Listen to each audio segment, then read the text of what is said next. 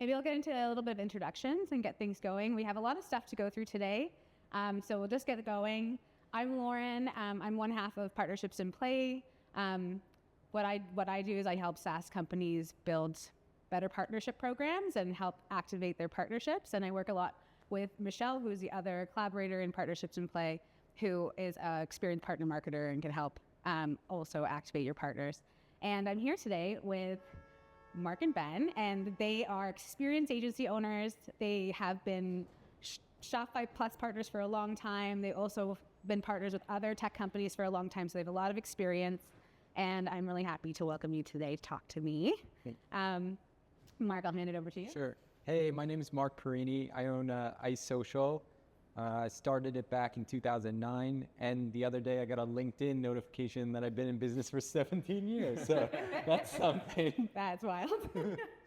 But I'll turn it over to Ben. Yeah. Ben Lord, run the agency called Softlimit. We've been Shopify partners since 2012, and I've known both of these lovely people for a long time now, it feels like, so this is a very great catch-up conversation. Yeah, so getting it all back together. So I joined Shopify in 2016. I'm no longer with Shopify, but I was their partner manager for 2 years. So it's really nice to be back together.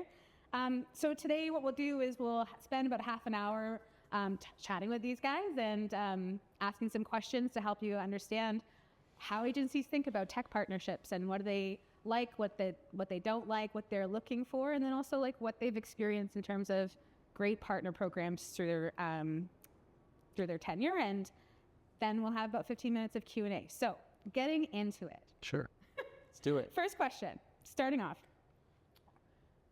When you think a tech partner has got it right, what comes to mind when it comes to working with you as an agency? I mean, I'll start. I think two of the tech partnerships that we're involved in the most is Shopify and Klaviyo. Mm-hmm. And I think both of those are good examples of scaled tech partnerships, right? It's been around forever. Yeah.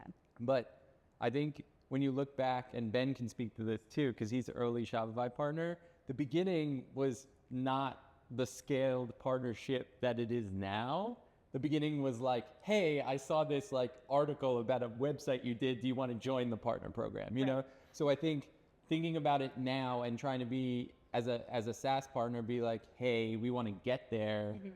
There was humble roots even for Shopify. There were humble roots for Microsoft. There were humble roots of everybody. So I think that's something that the evolution happened for both of those companies as a result of the time that they've had in partnerships. Yeah, I think that's also, today I think it's important for us to talk a little bit about how we got there, because what it looks like over time.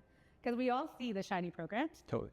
And then it's like you said, they come from humble beginnings. I don't know, Ben, if you had anything to add. No, the humble beginnings is, I think, what connects us in the first place, because if you look towards the agencies that have been in the mix, especially on Shopify, but also Klaviyo, et cetera, for a long time, since the early days, there was a kind of a mutual caring that started it all, that they came to us, they approached us, and so we went, oh, okay, we like you. Yeah, we'll go full throttle on it. Yeah. So it definitely it helps build that kind of what felt like a true mutual partnership early on. Yeah, okay. Yeah. So they approached you, showed you what was going on, talked to you about what they're doing, how they could help you, and kind of kicked it off. Right. Yeah, okay. And I guess, when you talk about, let's go full blast, or, let's dive in. Yeah. What does that actually look like in practice for your agency? And maybe talk about it, what it was then and today. Sure. For us, super early on, we realized, this is back 2009, 2010, we realized that Shopify was the kind of the train to jump on, the rocket ship to jump on. Mm-hmm. And that was before the partnership program even existed. So I think what's really important here, and Ben and I think are aligned very much in this, is the product and the software comes first, mm-hmm. right? Yeah. So it has to be the right fit for product and software. Mm-hmm. And then the partnership is a secondary piece to that. So I think for me, at least in this regard, early on, we were oh, this is the right way to do this. This is not complex. Like merchants can handle this. And for us, and I think Ben too, we're kind of like smaller on purpose. So the managed part of Shopify, the managed part of Klaviyo, where the merchant can use it and the UX like being what it is, allows us to kind of be like, okay, we SI'd everything, it's all set up, and now you can kind of manage your own destiny to a certain extent. So I think that was like an important piece there. Okay. Yeah, very much the same. We are always client first, so because of that, the tech comes first. And then beyond that, anytime there's a partnership involved, it's relationship first. Yeah. And as this proves out, right? It's like the tech that is looking too much towards thinking of agencies as a sales arm is doing it wrong. Yeah. Right. It's building those relationships, building that mutual admiration for the platform, showing us that the platform is solid and foundational, and that they're there to listen to our feedback. That matters above all else, because that is when you know that, okay, there's something real here. Because at the end of the day, like, so many partners or so many tech companies come up with the just like, 20% rev share, whatever it may be. That doesn't matter at the end of the day. Like that's great, and it can end up being fantastic in some regards, but for a lot of the tech, it's not. It doesn't matter. Yeah. I would rather have a good relationship and a good working relationship, and a good understanding of how to reach who I need to reach in a particular moment. That's gonna say everything to me. Yeah, and I echoing that from the partner manager side. Like I noticed a lot that the agencies that I worked with that were the most like all in, they were giving me a lot of sometimes uncomfortable product feedback, like very much like holding us to what we say, very much like really wanting everything to get better together. And it was like definitely a big feeling that way. So like, yeah, echoing it from the other side, that's exactly what it feels like. Well, and I think it's really meant to be a relationship like Ben's talking about. So it's a relationship is give and take, right? Yeah. A one-sided relationship is a bad relationship. So in partnerships, I think it's the same. It's you're saying this, you're doing this, you're asking for this, you're getting this, and this back and forth feedback loops, and all of that is just an important part of like that dynamic relationship. Yeah, definitely. So I guess like I know the reciprocal part of the relationship can sometimes get lost, and I would like us to go into that a little bit, but just kind of starting more broad, like what are some common mistakes, let's call it, or common kind of watch outs if you're building a new agency partner program where you're trying to make yours even better? What's some things that tech companies should maybe not do so much? Having 50 people in logoed t-shirts approaching all of the agencies at every conference. Wow. Yeah, that happens a lot. Okay. I don't know what else. Well, I was actually talking to Lauren before, like cold emailing someone with the name of the agency in the cold email, and then asking at a party where you see each other if you got the cold email. Yeah, I think with that example, the one thing that we have to remember is like, if you're in, let's say it's the Shopify ecosystem, or let's say it's, I don't know, any other ecosystem where there's like lots of different service providers around, lots of different tech, everyone knows everyone, totally. And like, I mean, these guys are buddies. Everyone texts everyone. Like we see each other at the same conferences, same events all the time. So it is going to be pretty obvious if there's a, let's call it like less relationship oriented approach. Yeah, and exactly what I was saying. It's like the relationship is first when it comes to any of these things, because I want to know you.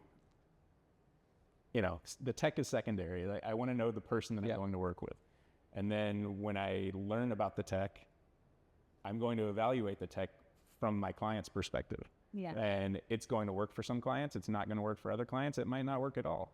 We might just end up having a good friendship, and that could end up meaning that you go into another company or you go into a third company, and we still have a friendship, and there's still potential for working together.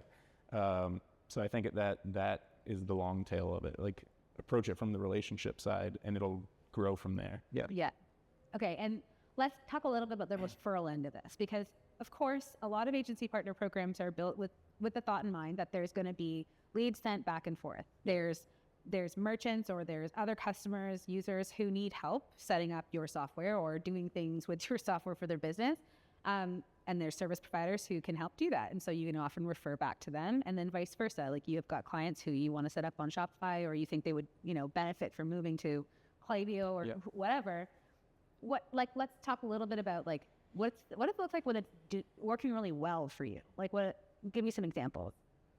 I mean, I'll just cut in on this one specifically. Like, I think this is, again, talking to that like two-way road. Mm-hmm. It's best when I'm sending clients who thought they wanted Magento to Shopify, and then Shopify sending me leads of like people that want to get onto Shopify. So it's like that two-way road could be the same with a tech partner, where it's like, hey, we're using Klaviyo, we're sending leads to Klaviyo who are like, well, we think we want MailChimp. And we're like, well, you could do X, Y, Z with Klaviyo. Or, a reviews platform and saying, we want to use this one, but we think this would be a better fit for your like use case. Because for us on the SI side, I think Ben and I are aligned in this too, in that like you become kind of like the CTO on behalf of your clients. Because a lot of these clients don't know the e-com world as well as, 15 years, 20 years of experience in e-com. So then you're kind of guiding them to the partner. Mm-hmm. And then for that partner to then reciprocate that back and be like, hey, we know someone that could do this job for you. That to me is the best version of this. And to mirror what Ben was saying before, like in that case, the 20% doesn't even matter, or it doesn't matter at all. Like for us, we're totally looking for the client. Like the client is number one. So like whether you have a referral program or not, like the percentage doesn't matter. Even if you're like, we'll give you $10,000 to like refer someone, in my mind, and I know it's the same with Ben, I'd be like, but if it's not the right software, we're not even going to recommend it. We're not even going to think about it because it's not right for the client. And the lifetime value of the client is so much more than like a one-time spiff or referral. Yeah, totally. So. Yeah, for us, it's a tough position for us to be in, because as an agency, we're not really focused on always like net new business, right? We've had a really long and strong retention program, and a lot of our clients have been with us for 5, 7, 10 years, and we like it that way. Yeah. And so because of that, the reciprocal nature of it can be challenging because we're not always sending net new leads. Totally. However, and a way that I like to think of us in a lot of these partnerships is like we are the retention arm of that relationship. Totally. We are keeping people on that tech. Yeah. And it's because we believe in it, and because we understand it, and because the team makes it easy for us to work on. So I think, but it's also worth mentioning that because of that, and that we're not always the ones sending like fresh leads constantly. There are other ways to work with us, right? And there are other things that it might not be, hey, you sent us this, we'll send you this. But it might be, hey, let's do this dinner together. You guys bring a couple people, we'll bring a couple people.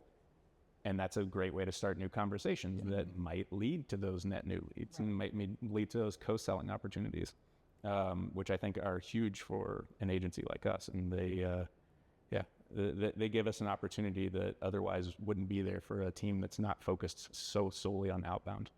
Yeah. And I also feel like there's this thing around like just overall product option, right? Like there's one version of using Klaviyo where you're like, yes, I send emails. Yeah. And then there's one version where you're using SMS and whatever else they're building. And so it's, when it comes to product adoption, which is really key to like creating real value and like keeping people around for a long time because they are continuously getting more and more value. Like you guys are key to that. So measuring and tracking other things other than leads are like, would you agree, very important in a partner program? So, yeah, I actually think it's really great that Shopify has finally come around to that. And it is now a metric that they are including in their KPIs. Yeah. But a lot of tech still hasn't, and they're still struggling to find out, how do you measure this relationship? And even from the Shopify side, I don't fully understand how they measure that, but it is still like an important piece of the puzzle, because we are absolutely like champions for this product. Yeah. And so that is like our role. Yeah. Yeah, and I think it's also like the scoring is one thing that like you can do it in a way that's really basic. You could say, who sent us the most leads, right? Like that's a really basic KPI to use on a partnership side. Or you could do it by revenue. Who sent us the most volume of things, right? But again, this like relationship piece, I think is really pivotal, because like even for us, like with Shopify, longtime Shopify partners, like we may not bring like the newest of the new, but also there's a 10-year like plus partner that we're with, you know? And again, like the if you look at that as like over a 10-year span, what does that equal to like one new business that you're bringing in? And maybe even they're burning out in 2 years because they don't have a partner that's willing to like stay on and sustain it and that sort of thing. So the retention piece, I think, is like pivotal. It's hard to measure at scale, but it's also pivotal. Yeah, totally. And I guess like just touching on the events piece, 'cause I know like through even our relationship through the years, obviously now doing this, but back in the day, we were doing all types of webinars together, whether it was a new product launch or whatever. And that was pretty incredible. Like that's getting just both of us some value and whatever. I know that that's something that you guys think about, and I know, Ben, that you're highly involved in the event side of things. So, like, we talk a little bit about that part of the reciprocal relationship. Which part? Just like doing events together? Yeah, like what does that look like when it's done right? When it's done right, we're bringing things to the table, and the tech partner is bringing things to the table, I think, in those conversations, because it's very easy to get trapped. And luckily, I think we're out of this trap. But it's very easy to get trapped in a situation where you're having a monthly call with your partner manager or whatever, and there's nothing really new to talk about or whatever. And so you want to get past that and say, hey, such and such is happening. Let's do something together. And it's a very simple thing to do. And it can be small, it can be big. But yeah, we've been doing a lot of that over the last couple of years, and it's been really beneficial. It's been really helpful, and it really does have a long tail effect to it, because we're now having conversations with brands that we met 2 years ago at an event, who just like remembered that they talked to us at such and such event. Cool. Yeah, it's great. And so like being there and having that partnership and the support of that team to like help us pull that together, that really it like helps elevate the whole thing. And you know, just as a call out too, as maybe a red flag for these things too, when building those types of events, it's important that the tech teams send the right people to those events. Yeah. Okay. Because we've definitely had it happen in the past where someone that is very used to being on Zoom calls and doing sales will come to the event, and they're not used to the in-person nature that partnerships is. Because partnerships at its core is just getting to know people, right? And seeing people, like you said, you know everybody. And so that comes off in a room. And when you have people that know how to talk to people in a room, it tremendously, it seals the deal. Yeah. Okay. Yeah.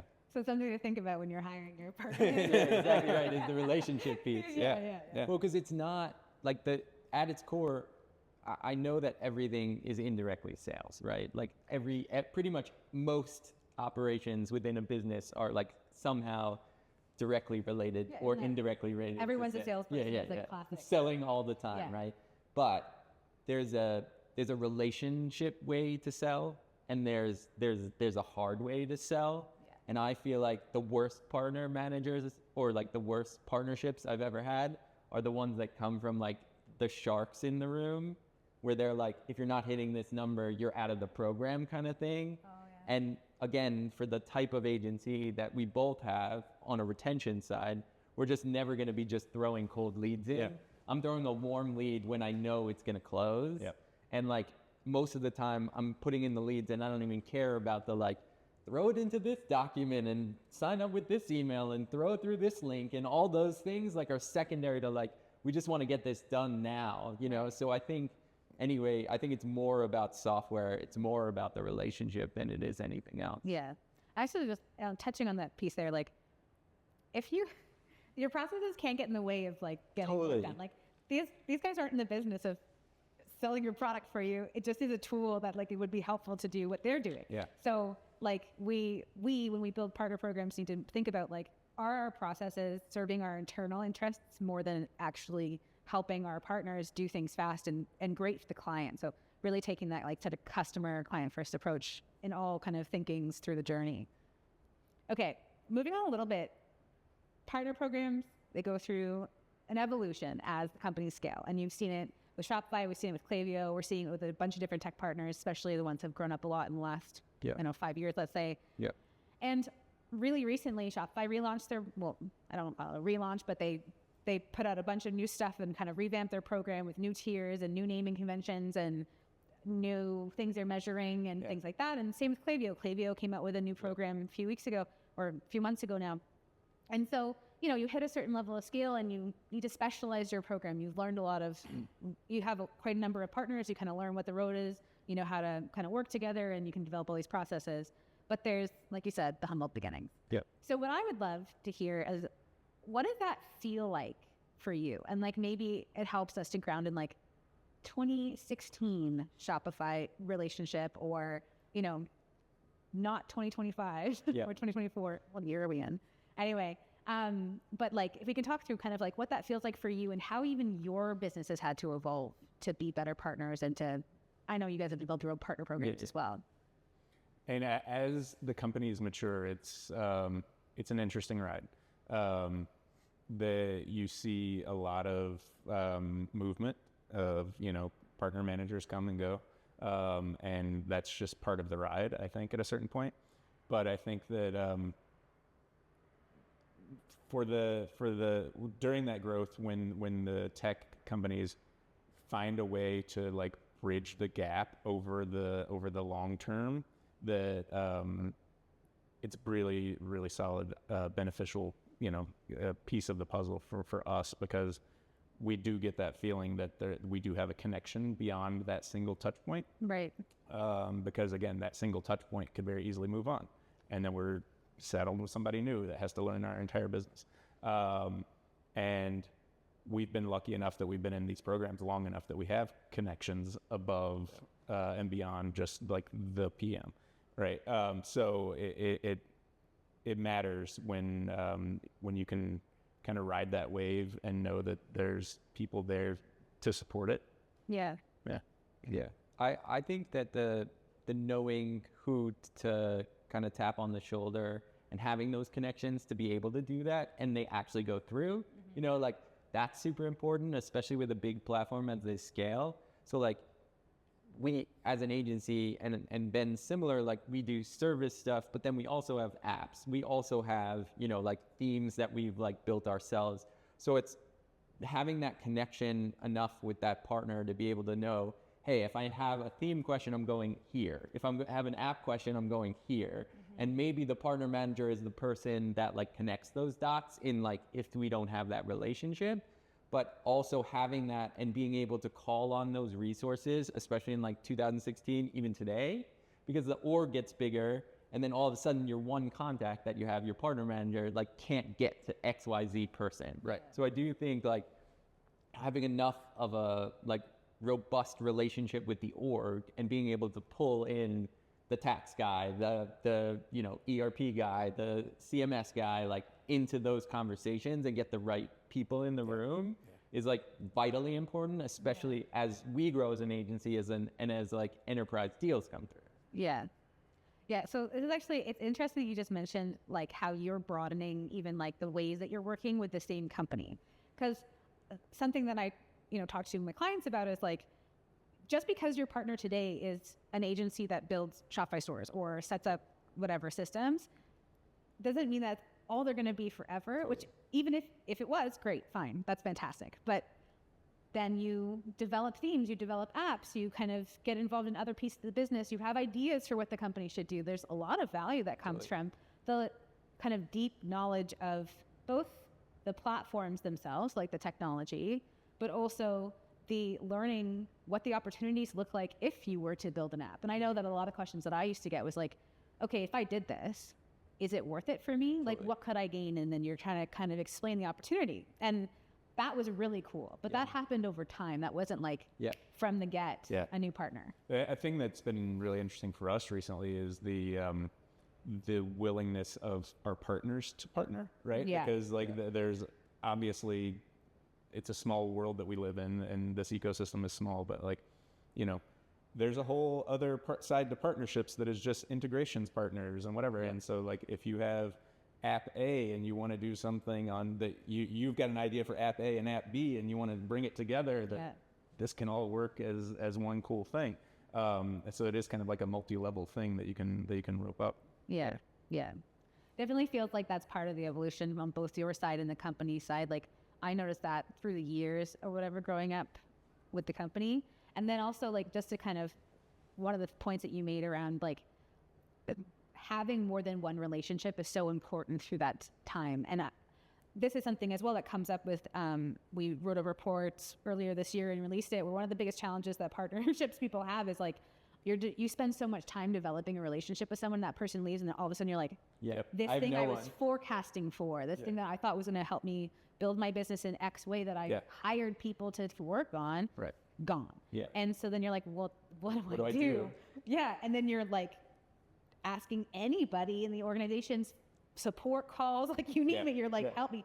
And so, you know, really your best way forward is to never have just one relationship. Yeah. But it's on both sides, right? Totally. Like, you have to hunt it out, but also like the tech companies, like you have to open up your teams to your partners. Like it's great for you guys to be able to talk to product people or salespeople or the executives on the partner program team or the executives on whatever other team, right? Like, No, when those moments happen, that is when it's really shiny, you know, like magic. Like that is a really good time when you have a team that it says like, we'll get you in front of our sales team. Yeah, you can pitch yourselves to our sales team. Right.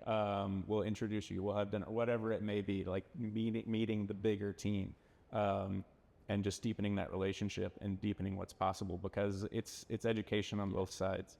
They need.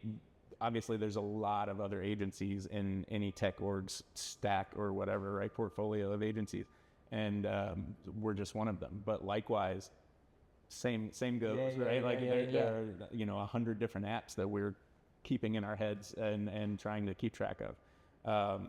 So the ones that take the time to evolve those relationships and bring us in deeper, those are the ones that start to rise to the top in our head tech stack, right?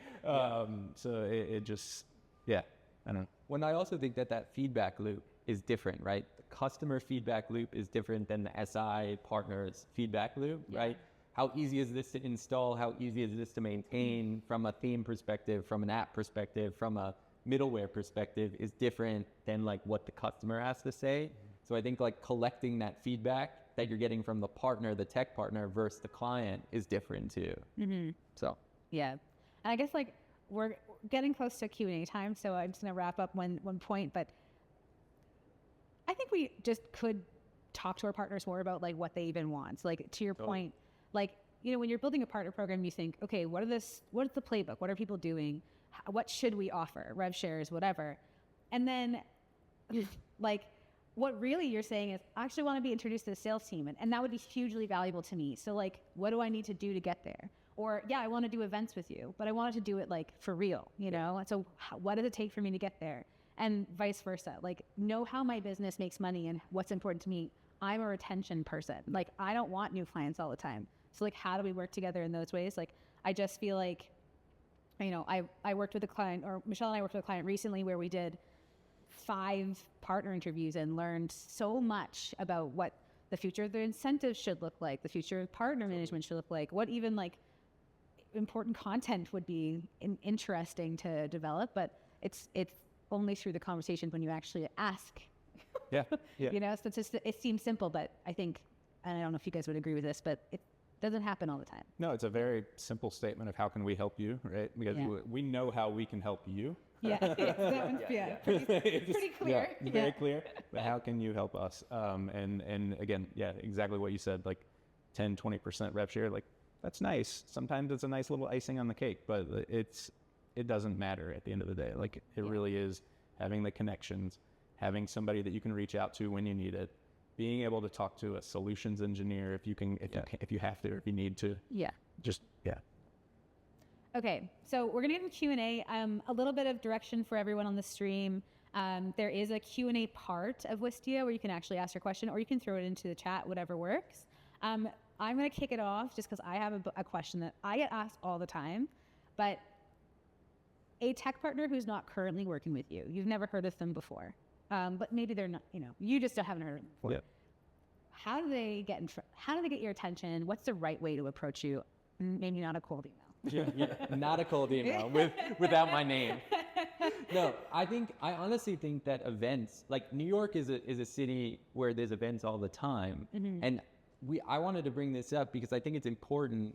The relationships that we have that are the strongest, at least in my mind, are the ones that happen in person. Yeah. So like Ben and I, for all intents and purposes, like never would have met unless there was like Unite, or unless there was Pursuit, or unless there was XYZ. And even one of my like partners on an app, I met at a Pursuit. Like that's how we met. So I think like in person is so important. And I think COVID kind of erased that playbook and like we had to rewrite it. Mm-hmm. But to me, if you want to meet me, like let's go get dinner, let's go get lunch, let's go to an event together, come to a conference that I'm going to. Like I'm pretty noisy on like Twitter and like Instagram, on LinkedIn, like most agency owners are, because they're trying to, speak about what they're doing. Mm-hmm. It's like most people are going to go to like most of these big events. So I think just showing up and being face to face is the single best way. Or if you're already working with someone that we're partnered with, like you're already working with Ben, like there's a lot of times Ben will be like, and what do you think about this app? Or have you used this one before? And like, that's where I'm getting a lot of the like leads and information from. And then he'll say, oh, just reach out to X. Yeah. It's a small community. Right? Yeah. I think that and repeating myself, the relationship side of it, and just like you said, being in New York is so helpful for that. But I've seen people take advantage of that too. And I don't know how well it's working for like the broad ecosystem, but the people that are like flying to New York every couple months to whatever event is here, that I've seen doing that repeatedly. And now I know them, and now I know about their tech and whatever it is, like that it's a slow build, but it's effective. Totally. Right. Because of that, now it is in my head. I know it when I need it. It is there. I know exactly who to talk to. Yeah. And I don't have to go fishing for it. I don't have to like ask around. Does anybody know this type of app? Like, because I've got the contact. Yeah. Yeah. I think sometimes as partnership leaders, it's hard to get the budget to make those trips, or it can be hard to say, let me put on this event, but it's effective. Mm-hmm. Like you're hearing it straight from the source. That's how this works. So, if you're struggling to tell that story, there's tons of resources. We can talk to us or whatever, but really, like if you're going to invest in partnerships, the investment looks like showing up. Yeah. Yeah. But also, it doesn't have to be so expensive. Like you could just go to the conference. Yeah. You know what I'm saying? Like just come to like editions, you know, and like be in the room. Yeah. The parties are all like, you can come to the party. Like those are the times when a lot of this is happening. So if you're like, let's do this on a budget, I think like that's a great way to do it, is like just show up to the conference. Yeah. Yeah, totally. Michelle, are there any questions? What is the best way to start discussion with B2C to partner with just one-on-one that's not only with geographic restriction? It needs to be some way to begin that conversation, and then only given me possible, and we can work on creating that relationship. So what's the best way to start that conversation? If they can't get there, right? So they're on Mars. They're on Mars. Got it. I think like being online, like I think SEO and like social media and those things could be a way to be noisy in a way that like could catch someone's attention. Mm-hmm. Like I think if you write a white paper on like why your solution is the next best thing, and it's on LinkedIn, it's on the internet, it's on Twitter, like, and it's specific to the agency, like you're writing case study that like is specific to our verticals, I think that's an okay way. But I also think like there's no way you're too far and the budget is too great to like just come and do a conference. Like, I mean, sure, you could be in like the ultra budget side of things, but I'm just saying like it's probably worth it just for you to come to the conference or come to the event just yourself and not do any partnerships, like just to be in the world. Yeah. So I don't know. I mean, the company I was talking about a moment ago, it's like, it's their founder that's flying around. It's not the art manager, right? So I think that it's really hard to cut through the noise.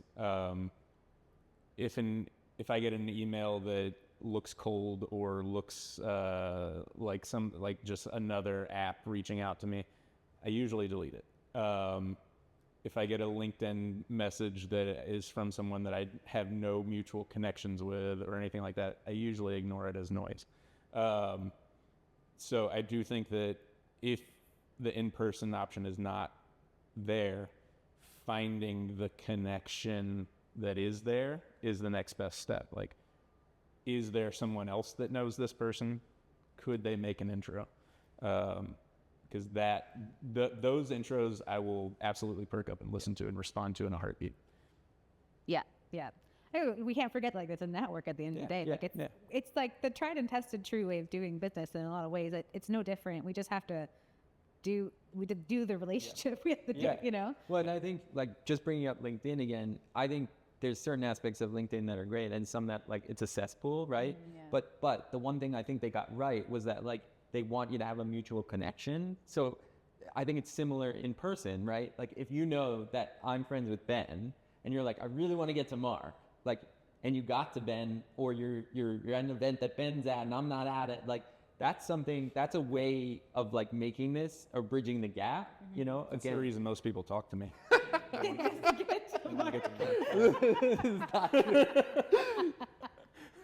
So special.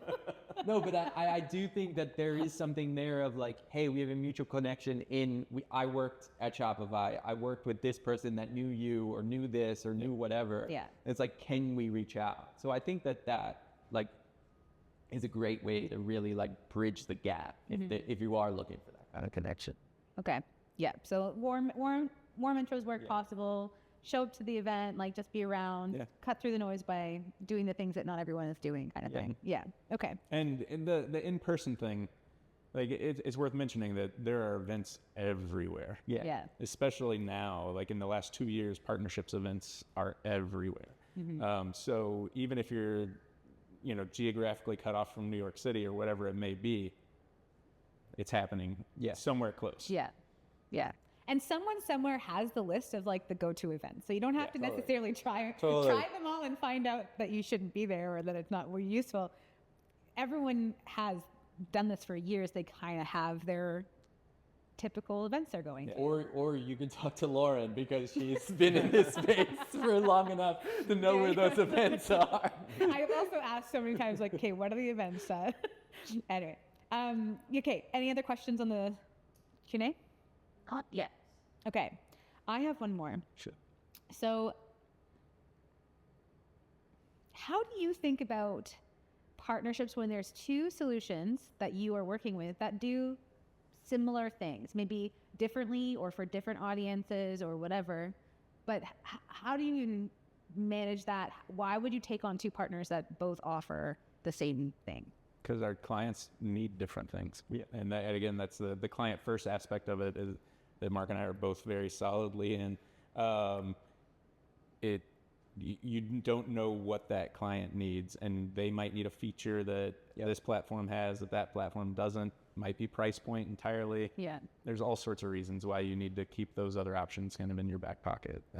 One might be your featured partner, but the other one is just as good when you need them. Yeah, there's a couple of categories where we have a couple of partners that are all in the same space, like big categories, and I think a lot of times it comes down to price point. That's like a big, like, vehicle of, like, why we would go with one or the other. But like Ben's saying, like, we have a certain situation right now where, like, there's a very specific, like, it needs to be done this way with this in mind and this thing.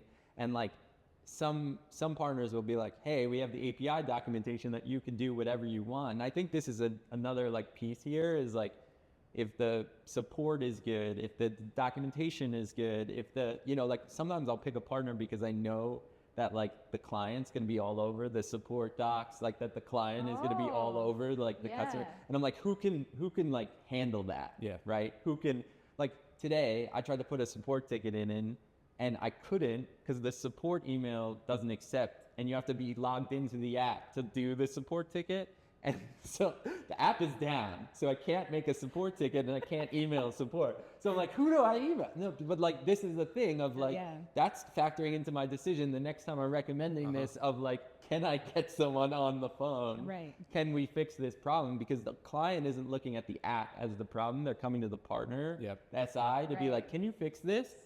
And then like, it's on us to fix it. So it's like, if support's down or the documentation doesn't work or we can't get anyone on the phone, or support takes 48 hours or more to respond to a question. That happens a lot. And I think that like for a tech team to nail partnership, it is nailing that communication aspect of it, of again, giving us the person to reach out to when there's a fire. Yeah, I will say I have the experience to know how important it is to communicate with your partners before their client comes to them. Like regardless of what it is, try to get to your partner first before their client is banging down their door going like, what happened? Or in good news, hey, this is a sick feature that I want to try. But then you're just going like, I just found about this morning, same time as you. So one thing that we started doing at Shopify that I think really helped was we started bringing partners into the fold before things launched as much as we could, right? And it's not always possible, and there's lots of things you have to do internally to make that happen, but it is so valuable. It is. Yeah.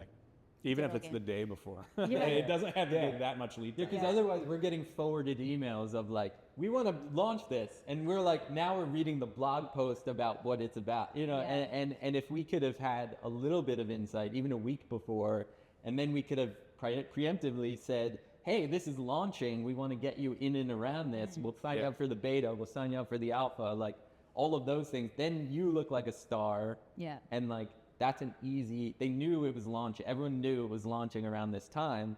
So why not have the partners be the star, you know, for the client rather than the client being like, hey, we heard about this thing from their MSN, you know?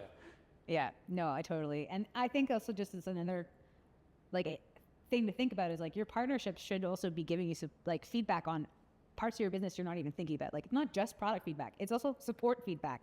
How can you better support the client's experience? And they're getting information that you would never get from your client. Totally. So it is really interesting if you just listen to people who are doing this work every day and how they're experiencing your product across all facets and all circumstances. It's kind of game changing when you hear stuff like that. But okay, so we are kind of at time. I'm going to close everything out, but first I want to say a big thank you to partnership leaders for partnering with us on this event. And thank you to Mark and Ben for sitting down with me. For me, it's a blast from the past. Very nice to see you both. But I think like just your experience and insight you shared today is unbelievably valuable for the people in the stream. And I just like really appreciate you spending the time. Thanks for having us. Awesome. Okay, so we will send the recording out to everybody who's registered. So you should get an email very, very soon. And if you have any other questions or you want to get in touch about any of the information you learned today, how can I do that? What does that actually mean? Going a little bit deeper, reach out and we'll get back to you as soon as we can. Thanks, everyone.